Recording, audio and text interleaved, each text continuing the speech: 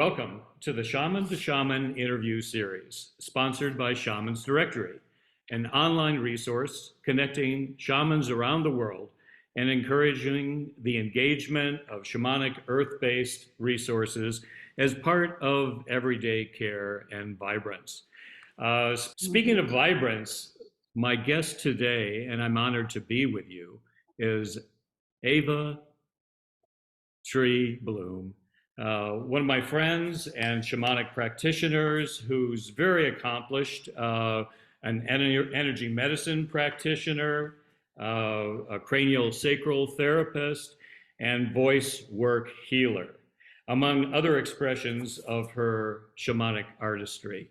So, Eva, one thing that I've noticed in your biography is this aspect about voice.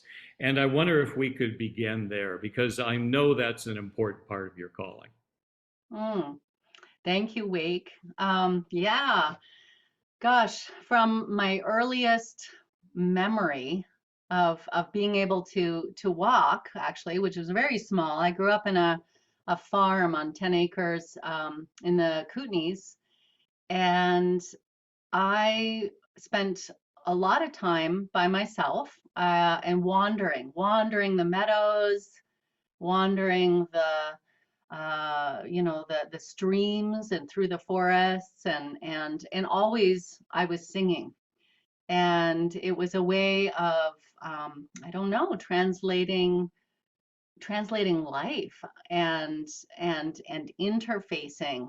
And so, yeah, my family was not entirely sure what to make of me. They considered me a complete dreamer and a sensitive. I was always more comfortable in the forest and with animals than playing with other kids or um, yeah, I was a country girl and singing. So voice has been a real passion and a real thread throughout my life. Well, I know, Ava, that you bring voice to your work. And for our session together, would you like to make an offering to begin? Mm, mm, thank you. Yeah, I would love to. And yeah, why don't I'm going to just grab my drum here. Um, when I was thinking about the idea of sharing a song, what often happens for me is my mind goes completely blank. And and I've learned now that that's part of the process actually. It's like I become hollow. And so I don't actually know what song comes out. And this is true for a lot of the times with in ceremony as well. But this wanted to come out today. And so I invite you and I invite our listeners to just perhaps even close your eyes if you want to, and just take a few deep breaths with me. Yeah, just feeling the magic of our inhale as this incredible breath of life that ignites and brings oxygen to our blood and our heart. Letting our exhale just deepen. And feeling for a moment just the sense of gravity, the sense of Pachamama, our Earth Mother, calling to us.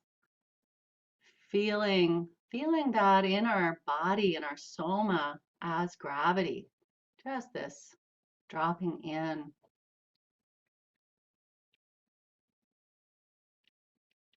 Yeah.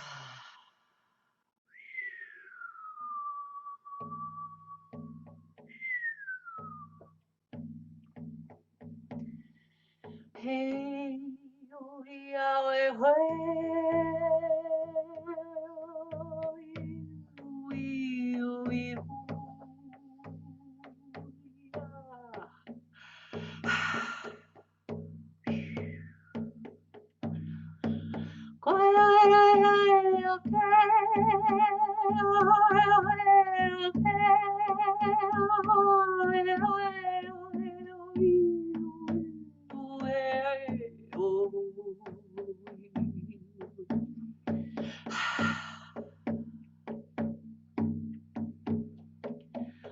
Mama, Mama Kia, Wirakocha,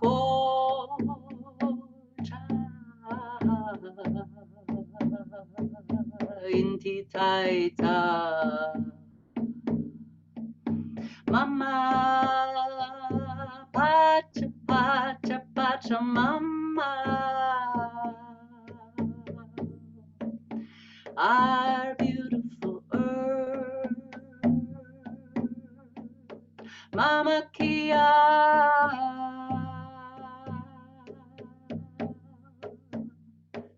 waters of earth, Wirakocha,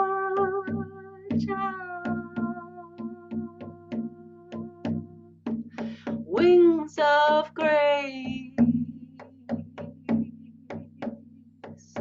Inti Taita, blessed sun on our face,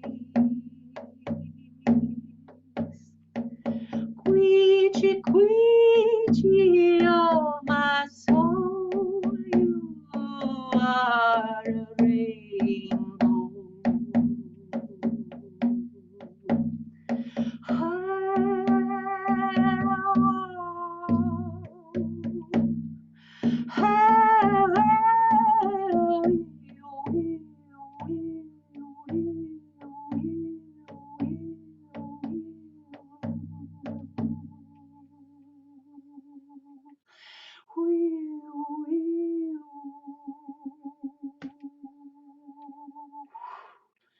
Saminjai, Talunjai, Kapunjai, Yuarjai, Apus, Nustas, Amboy, Amboy, Amboy.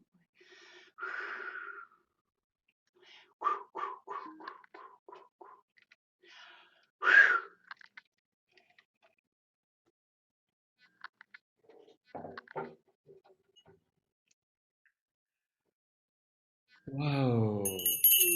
Mm. Oh, I love the bells. Thank you. What a delight, Eva. Mm. I just feel like you bring something of the soul of shamanism uh, to the table here, and I know you bring that to your clients as well. Mm. What do you see your role in the world now? How do Mm. you see yourself serving? Mm. That's a wonderful question. Um, yeah, the simple answer is love. And through the course of my life thus far, I've just had, such a journey, as we all have, and through it, um, really coming back to this deep, deep communion with Pachamama and understanding the sacred essence, if you will, of the elements within our own body has been just life changing. And with that, there's this invitation, I suppose, to remember ourselves as sacred nature. And I'm so passionate about this. I love to witness and hold my clients or whoever I'm working with in mentorship or always. I just love to hold this wholeness for people because so many of us through trauma and hard life experiences and ancestral pieces have taken on such suffering. and such dis-ease and so much density and heaviness. And so my passion is to just shine a light on that with, of course, the assistance of this wonderful spirit team that we get to call on, that is there for us. And so I delight in being someone's cheerleader and being their guide, being their, just I just literally jump up and down when I can help somebody find a jewel, a lost piece, if you will, of their own soul part, and bring that home to their remembrance and see that start to ignite in the body. And then that brings this delicacy of awareness as we drop into um, the living energy. And so this is what I'm passionate about, is this playful way to re-engage with life that is so joyful and so playful. And within that joy and play, we are stepping into our path of Ini. And Ini in the Andean cosmology is, of course, sacred reciprocity, which means nothing goes one way. So as we start being generous with ourselves, we are able to give. And yeah, so this is what I'm excited about. I love to share that. I love to be in ceremony. I love to be in circles with people.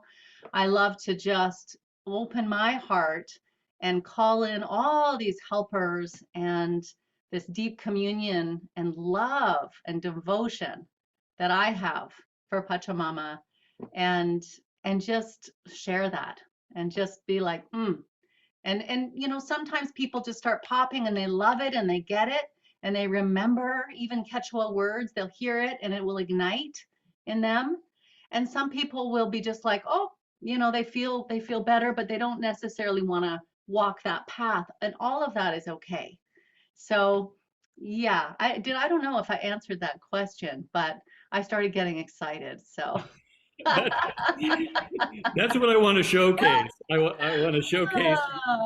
I want to showcase your passion. I want oh, to showcase your commitment and experience to the work. And yeah. I want to get into your experience and how you got to where you are in a moment. But first, what about a potential client? How would they know that it's the right time to reach out to you? And how would someone do that if they felt drawn? Yeah, so I have always, well, let me see here. So looping back to what you just said, how would they know? That's a good question. I mean, the way that I like to present my work, first and foremost, is that, it's about coming back into alignment with trusting yourself. And it's true that when there's a lot of overlays of trauma and pain and chronic illness, for instance, people can be really confused. So I do get a wide range of clients, and most of them, I will say, are word of mouth. And they come because they've heard from someone else that they've received, some crucial piece for their healing path. And sometimes sometimes people will come, and this is always fascinating, when someone will come and they're very specific and they're like, I've got this shoulder pain.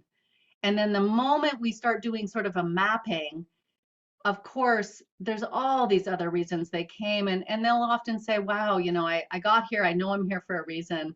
And it will start to come together because, of course, the work I do doesn't just, it never focuses. It's not a protocol. It's not oriented in a protocol way. And so we never just focus on one part, of course. And so the folks that usually show up are people who have had a lot of I guess, a journey already with probably with illness or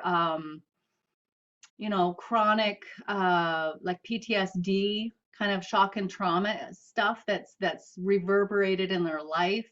Um, Motor vehicle accidents, near death experiences.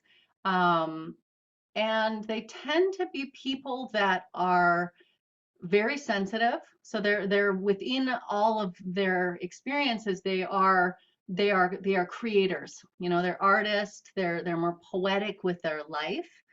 And so they are usually on a threshold, and they're looking for the next step.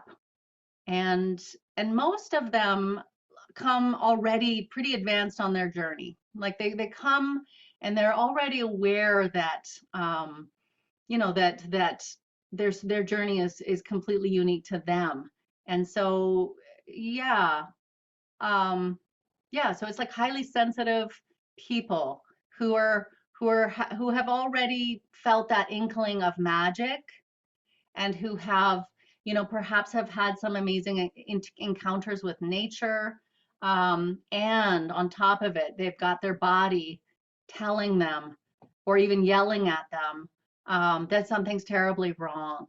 And sometimes it's way out of someone's wheelhouse. Like I got a person reached out via another person, and this was an online mentorship that just spontaneously happened because she was in such necessity and had a quite a severe diagnosis of breast cancer, and pretty advanced. And I know that she probably wouldn't have reached out on her own, but there was that deep necessity. It's like she'd tried all this other, these other things, and suddenly she was willing to show up, and she showed up fully, and we were able to do amazing work. But it really does, someone has to be willing. I never, never have any kind of sense of imposition for people. My whole way that I work is about waking up and calling forth the innate wisdom within the body, so that they're coming, if they're dealing with trust issues and these traumas, we're honoring the central nervous system as well. We're gently making an invitation, but never never causing more fear or anything like that. I'm very mindful to go at the pace that they can, and meet them where they can, even with the language that they might understand, that might, that doesn't scare them. It's like if somebody is really coming from a more clinical background, for instance, I use clinical words, and we talk about, blood flow and heart and liver, and we talk about that, and that's our way in. So it's always different. Yeah, yeah. I could go on.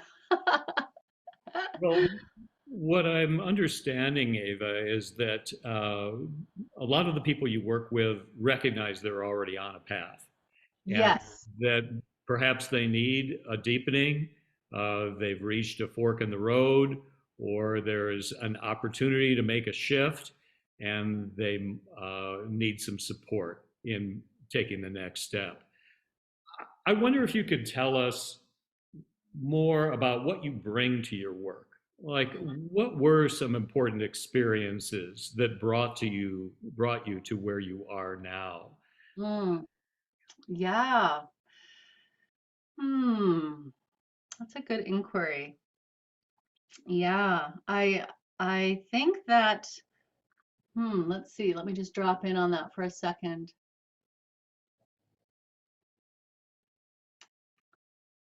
The the things that really ignited, if you will, and accelerated my work were actually quite traumatic. And this may be true. I don't want to make a blanket statement, but you know, through this process, if you will, of wounding, that happens when we are embodied. You know, even from our very first moment of breath, we come in as these divine spirits, and we sort of are like, okay, I'll do it, you know, and we take on these huge ancestral pieces, and that's what I did. And so I think my spirit had this sort of sense that, you know, I was going to clear my ancestral lines, and I was just like, sign me up, I'll do it, I'll do it, I'll do it. And I didn't know what that was going to require of me physically. I didn't know that that was actually going to require me, you know, doing these crazy things, even as a young person, like jumping off of a moving truck, for instance, or, you know, galloping my horse up into the mountains and encountering cougars and being in lightning storms. And, you know, I think that through some of the falls of my own physical body, and the traumas, you know, specifically two that come to mind is a very intense encounter with a grizzly bear that was definitely life-changing and death-defying, as well as being held up with a shotgun when I was in my early 20s. Those two incidences were really pivotal, because at that point I didn't have any language to understand shock and trauma. And so it it it you know, it was like I had to go into that shadow land, if you will, and that dark night of the soul, and really track the reverberations that happened, and unpack them. And and through that I learned how trauma is held in the body. And there's many names for that, you know, in the Paco Andean culture. It can be simply just called hucha. It can be just called density, which is beautiful in that practical, elegant way. On the other spectrum, you know, there's like energy cysts, or, you know, there's all these languaging about the way that we understand how our nervous system and our tissue holds this kind of trauma, if you will. And so I had to go there. I had to go there myself, and um, I had to call on my allies. I had to find them. You know, I had to seek them out, and I had to welcome them and integrate with them, and um, learn how to receive, learn how to do my own healing, and ultimately then give my story, you know, these darker places that maybe cause a lot of grief. I had to give my story a twist of Moonai. You know, I had to then look at that in a more mythical way, and say, oh yes, okay, you know, because our wounds, within our wounds, there are these alchemical treasures. And this is what I love to bring forth for my clients, is that, you know, when we're in the trenches of our own suffering, it is so overwhelming. It can be, and it can feel terrifying, terrifying. And we feel that we're going to, and some of that can even be like this sense of, you know, if we're going to just implode with it. It's that big and cosmic feeling, and primal. But when we start and say yes to our healing journey, we can titrate that, and we can ask for a gentle process. And so, you know, I feel like I'm a messenger in that way for my clients, especially those who are they just think, oh my gosh, if I look at that terrifying event in my life, or that, you know, loss of my parent, or, you know, that abuse, they think they're going to just explode. And, you know, because I've walked those steps, I know some really powerful tools that are really based in love. And so, you know, through coming into presence, which also is coming into embodiment, you know, coming into sacred time and sacred space, that beautiful confluence is where we have our healing. And that is where I've found my healing as well, is like in the breath, in that turnaround of the breath, and in slowing down to, it's almost like we slow down to catch up with the ceremony of our own life. And then we realize there's all this beauty and there's all this joy available to us, and that we're not alone. So, yeah, did I answer that question? Again, I got all excited. Sorry, Wake. I want to share the excitement of your training. Uh, What kind of experiences did you go through, in addition to your personal experiences of wounding and trauma? mm, What kind of training did you choose to receive to deal with these issues and to deepen what you can offer now? mm, yeah. Well, very early on, when I was still in high school, I had this powerful awakening that at the time terrified me, because I didn't know what was happening. And my hands were opened, and I call that, as I understand it now, is when ego opened my hands. And at that time, I received the first eagle feather. I have many now, but this one just happens to be here, and it's my very, very first one that came to me at that time. And then I started seeing eagles all the time.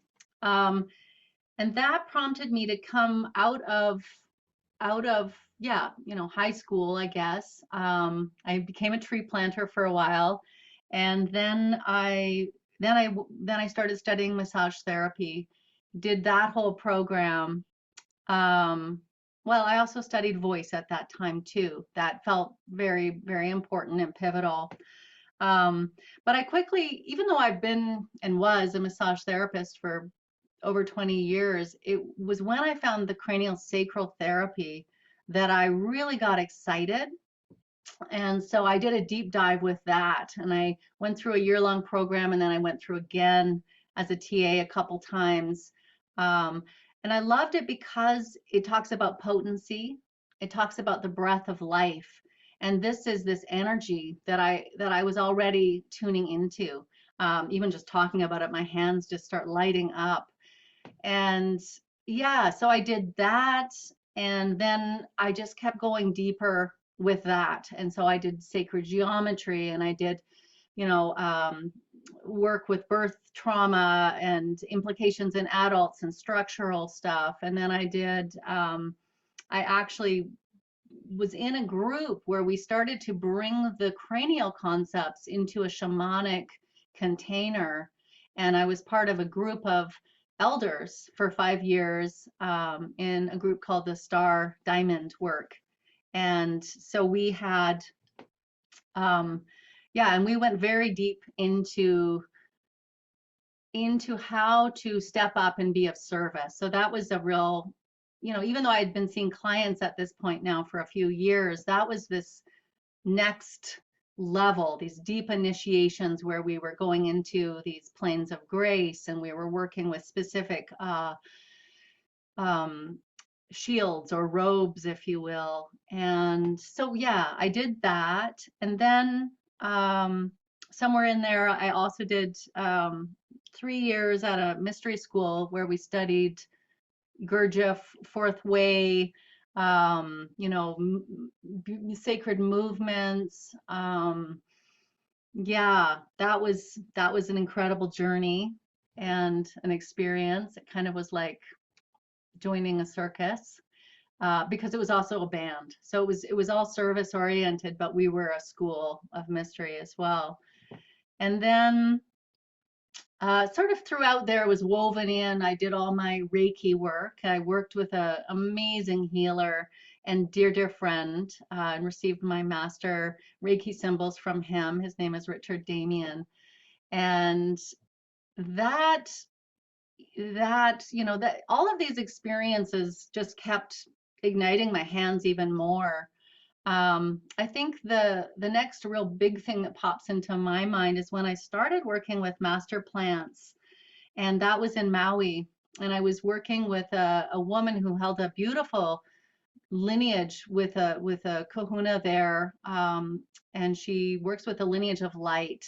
And I started training with her, and I loved that because of course it has that indigenous knowledge again. It has that deepening with the land and relationship. It was all relational with the earth.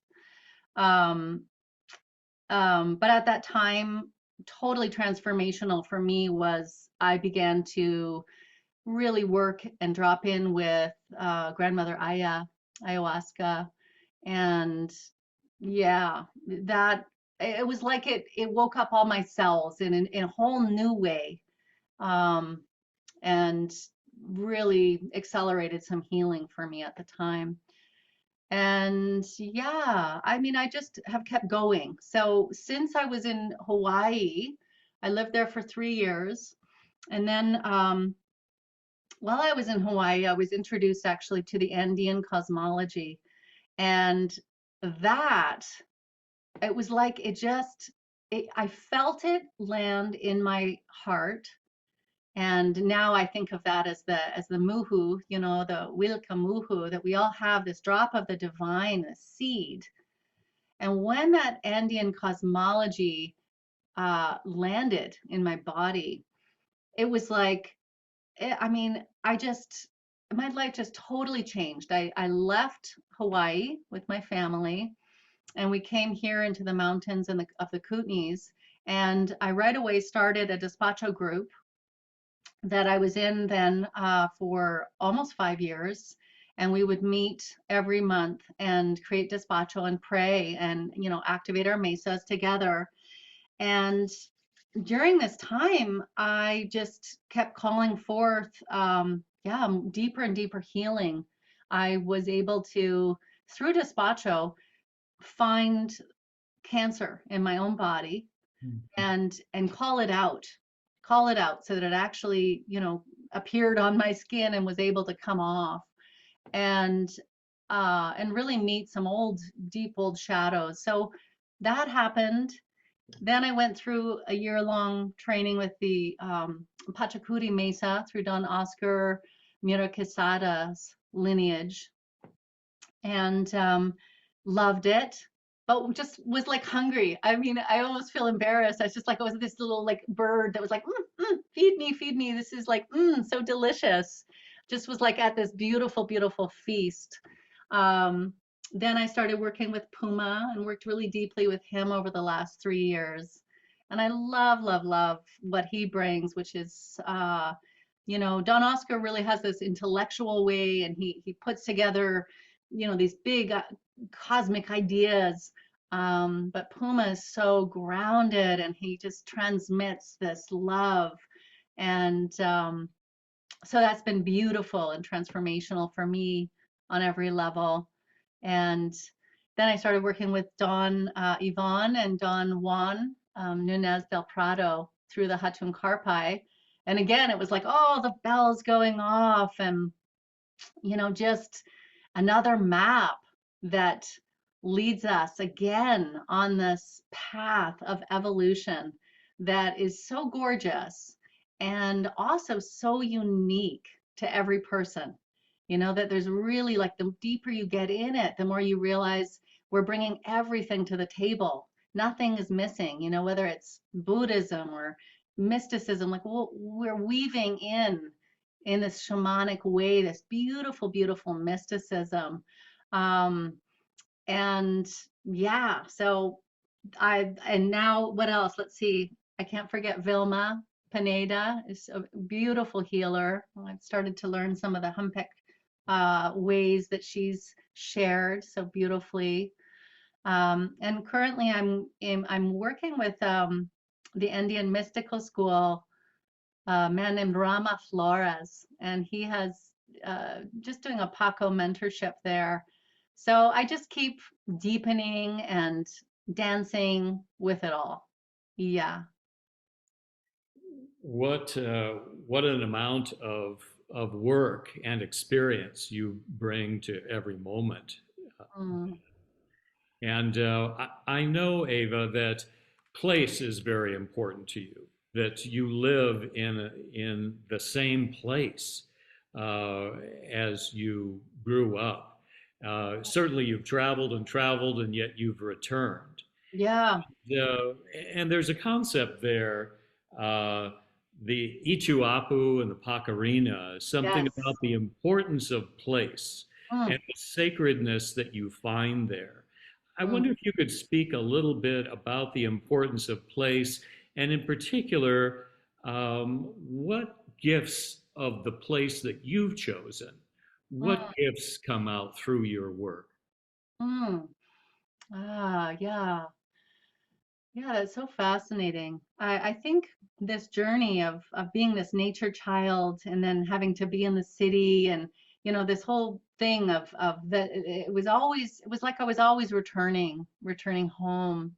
And so I left here for over 20 years and traveled all through the States. I was in the States most of that time.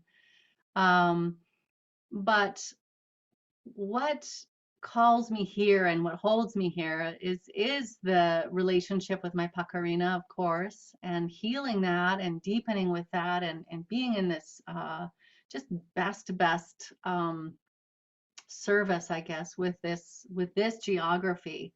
And I feel like because I've lived in different geographies, I lived in New Mexico, which is beautiful, but there's no mountains really. It was just this incredible flat expanse.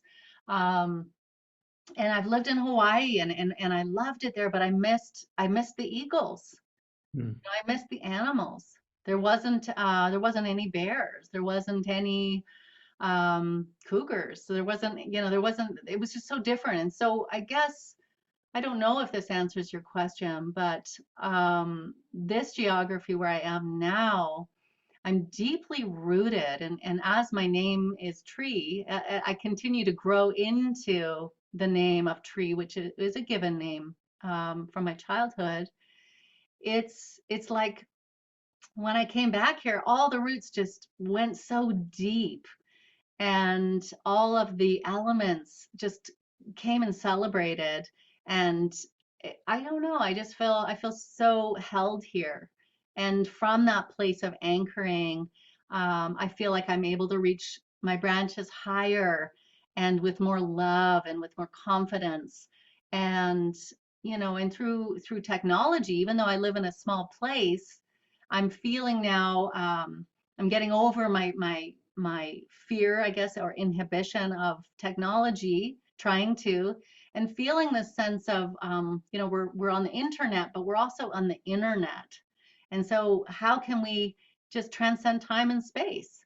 And so, in that regard, I'm so grateful that I live by this beautiful Nusta Kokani Lake, and I look out the window and I have this, Elephant Mountain here, and I have Crystal Mountain here, and I have Kokanee over here, and everything's there. It's just so present. Um, yeah, so I guess it just helps me feel like I can be of best service. Well, I know you're a global citizen and have global awareness and impact, but to hear the story of your choice of place Mm, and how that influences you, I think is instructive, both for us hearing about you and perhaps as a reminder to get even more in touch with the places that we live. mm, I agree. I think that that idea of catching up to the ceremony of our life is this beautiful recognition that nature is all the elementals, everything, like the wind is breathing for us. It's there for us. It's in ceremony with us. And so we're catching up with all this beauty. And on a much more global scale, we must catch up, and we actually must wake up, because each of us needs to be an earth steward.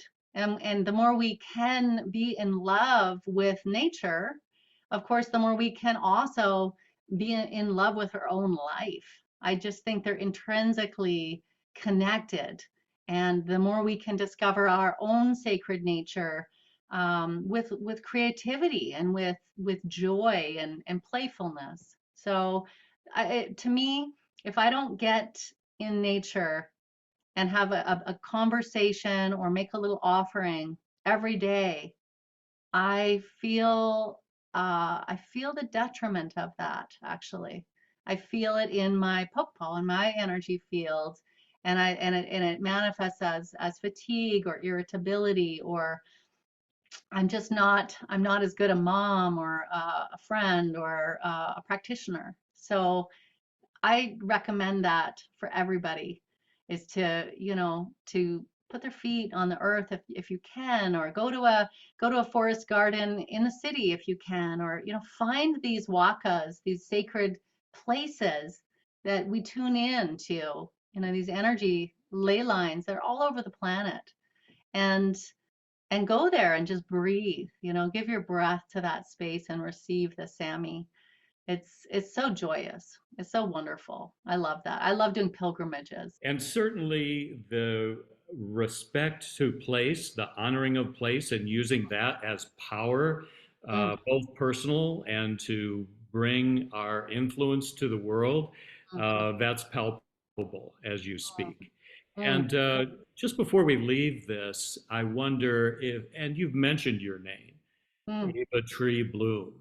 mhm. What more would you like to say, either about your present name or its evolution? Thank you. Uh, oh, well, yeah, I was given a really long name, and it's taken a while to, land into it, and it's fun to share. I feel that's playful and good, so I'm going to. Yeah, so I was given the name Ava November Sea Ember Crazy Tree Bloom. And Ava is for my godmother, but it means eve of. So eve, on the eve of um, October, which was when I was born on Halloween, is November. So Ava November, the eve of November.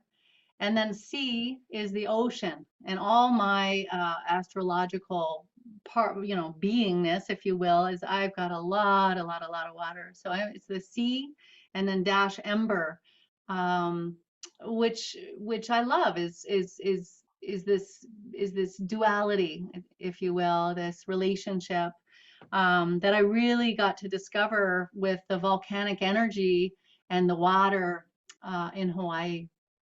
And um, and then the crazy tree, I really struggled with as a child. It's like, who wants to be called crazy tree? And by the way, my family all called me Tree. That was my first name.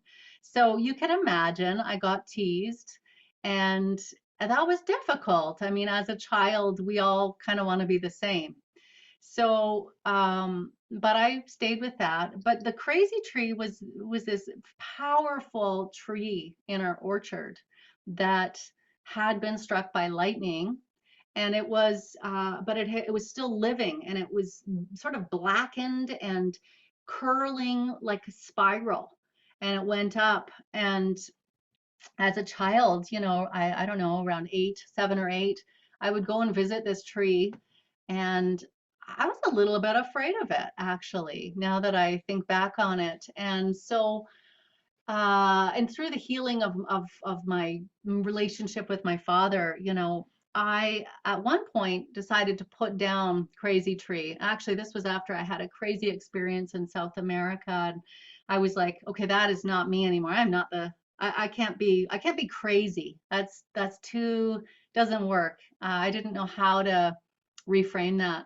And so I became Eagle Tree, and that was given to me by my Reiki master and by some beautiful healers actually in Kauai.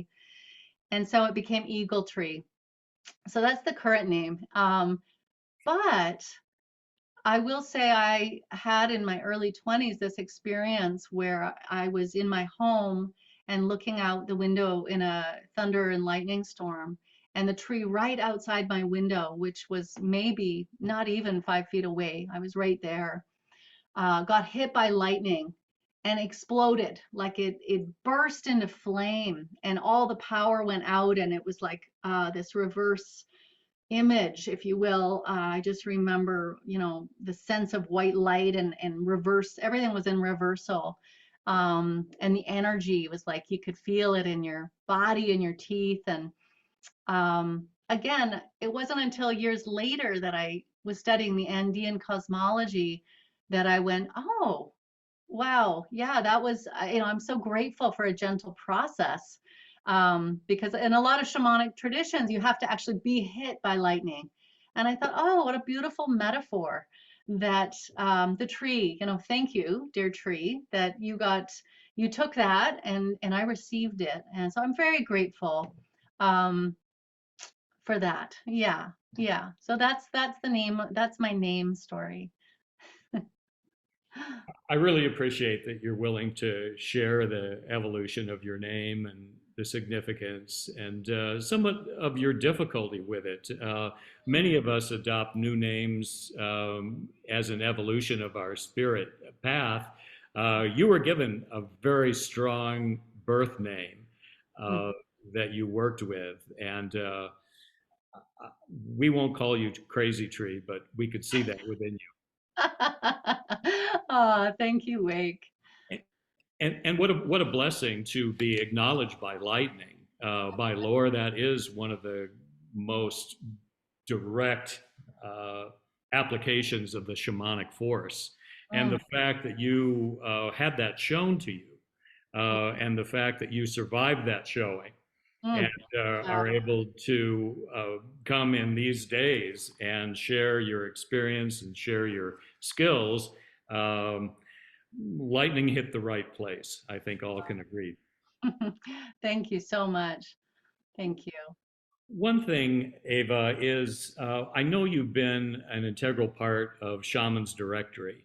Mm, And the idea there is using technology, just like you say, mm, of using the modern ways to be in touch globally and in a heartfelt way with one another.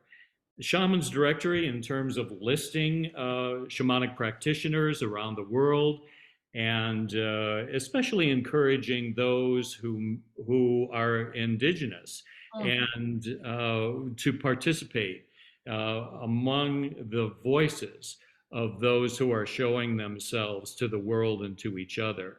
One of the best parts to me of Shamans Directory has been just like we're experiencing today, the connections with one another and the deepening that we can receive through getting to know kindred spirits on the path. mm, And I wonder if you could say how Shamans Directory impacts you and how you see it as in its place in the shamanic world. mm. Yeah. Well, I'm so delighted to be invited into Shaman's Directory. It's a just a fabulous vision, and I think so necessary in these times to really demystify, actually, you know, and understand, bringing together these wisdom ways. When we do that, we see there's this beautiful confluence. I believe within so many of these wisdom ways, the heart practices, if you will, that are based in earth stewardship. And so I feel this vision, this one fire, one medicine is such a beautiful and timely offer to our global community, because I mean, even when I think of that image, it's like we're being welcomed in, and wherever you are, whoever you are, come and gather and share your medicine and receive, and connect and recognize that we're not alone.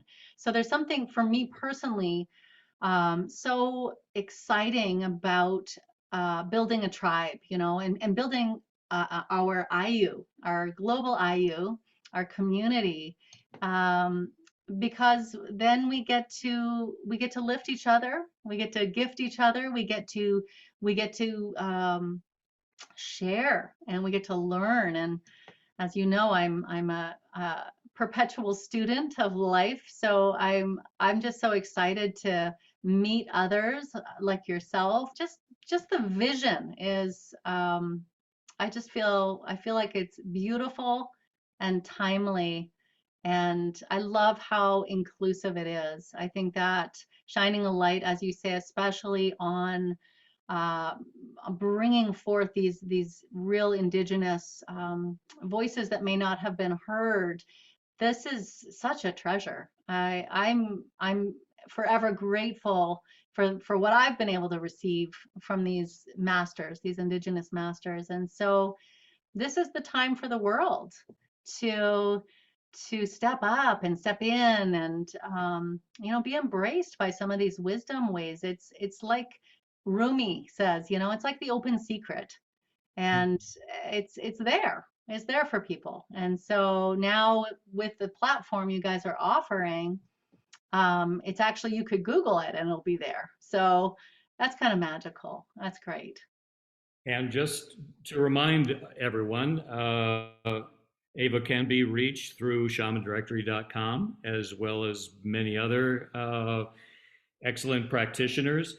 When I think of you, Ava, I think in our discussions of the power and sensitivity of your hands, and I think of the power and sensitivity of your voice.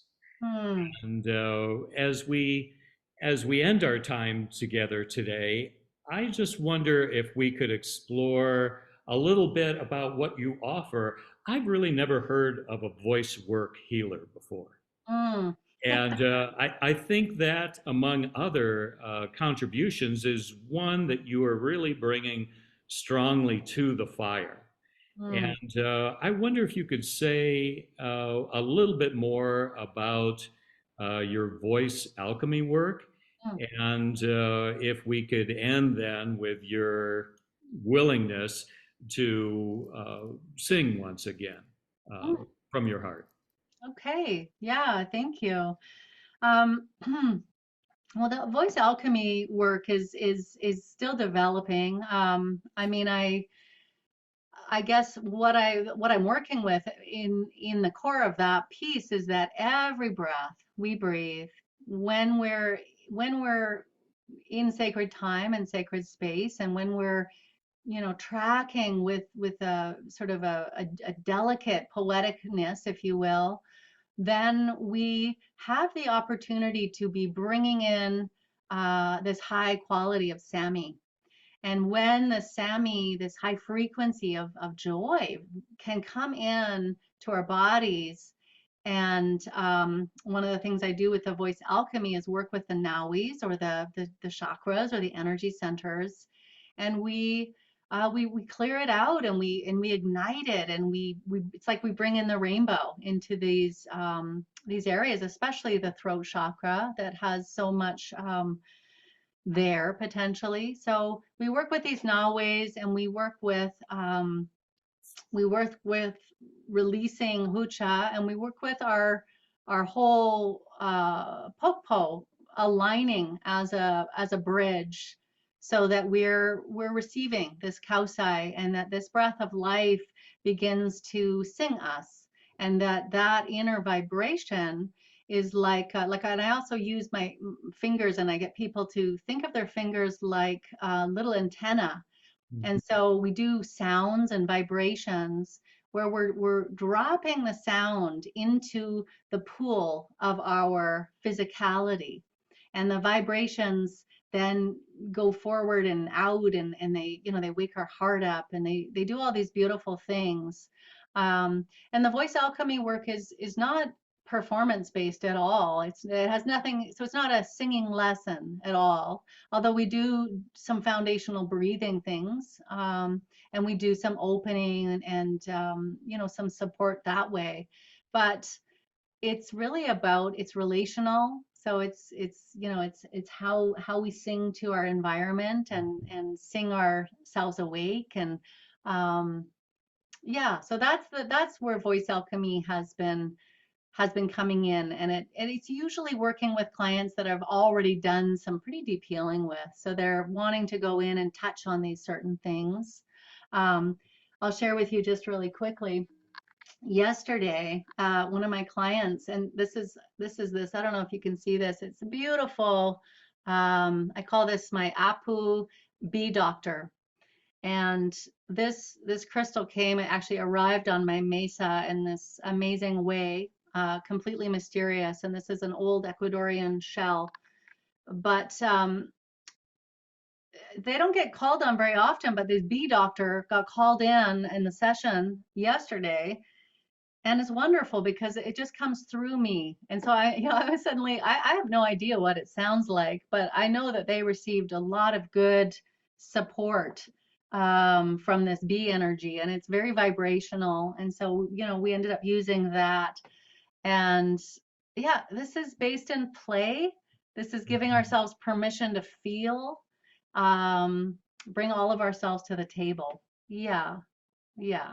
And it's something about expressing ourselves in even more expansive ways. Mm, Bring the voice into the work. It exactly. feels like a very fruitful approach, and Mm. I hope you keep developing this Mm, in your own special ways, using all the training and all the experiences that you've mm. had so far. Would you offer a closing song? Yeah, sure. Let's see here. Had a little bird song that came to me yesterday, but does that one want to be sung? I'm gonna sing a little song. This is a walking song that just came in. Again, it's always different, but we'll see what happens. See if I can find it. It's always like I gotta find it. Yeah. Hmm.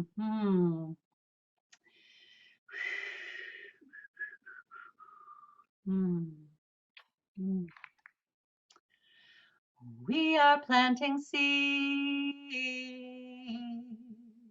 so that our souls will know and grow.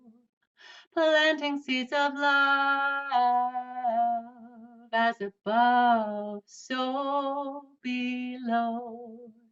And every day we go where the river whispers and flows. We go because we know we are seeds and we're gonna grow. Seeds in the soil, our DNA is coiled, and we know we're gonna flower into our power, 'cause we are planting seeds.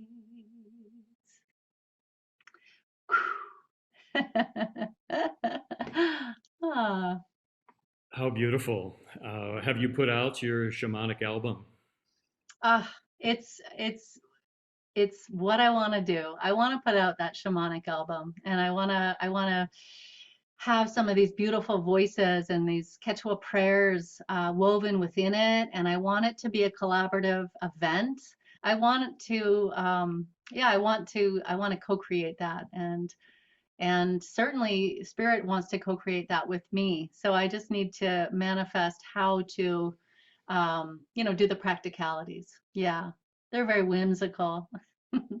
They're very alive. I truly appreciate you sharing, and I I feel you have a special gift. Everyone can feel that. Mm, I want to thank you so sincerely. mm. Eva Tree Bloom, better known as Ava November Sea Ember Crazy Tree. Did I do it right? You did, but we're gonna add eagle tree in there. That's okay. It's a big handle. I It's a, mean, it's a lot to be born with, but the important part is that you embody that and yes. I have a and sense live. of humor now, and it's joyous. Here's the play again. Yeah, yeah. Well, and however, when I think of Crazy Tree, and I think of the tree that's been touched by lightning. That's a crazy tree. Yeah. There's something to learn from that tree. So, so I'll stick with Eva Tree Bloom, but we all know what lies within there. Mm, And we want to thank you so much for our time together today, for your contributions, current and future, to Shamans Directory, to your special dedication to the Andean path, mm, doing it in your own way, a special alchemy for sure. Thank you for our time together and for Shamans Directory for bringing us all together in mm. this forum. Yeah, thank you so much, Wake. What a just a pleasure and a delight to be in your presence, and just my deepest gratitude to the Shamans Directory. Yeah, thank you so much. You're welcome. We offer these this series, this interview or discussion series, for the benefit of all those who are interested in how shamanism can and does influence our world. The practitioners that are solidly committed to this path and to the sharing that's going on. Not only was this a time, Eva, for getting to know you, it's also been a teaching time, and I appreciate that. Mm, thank you so much. Yeah, Thank you all for watching, and have a great Shaman Day. blessings. Blessings.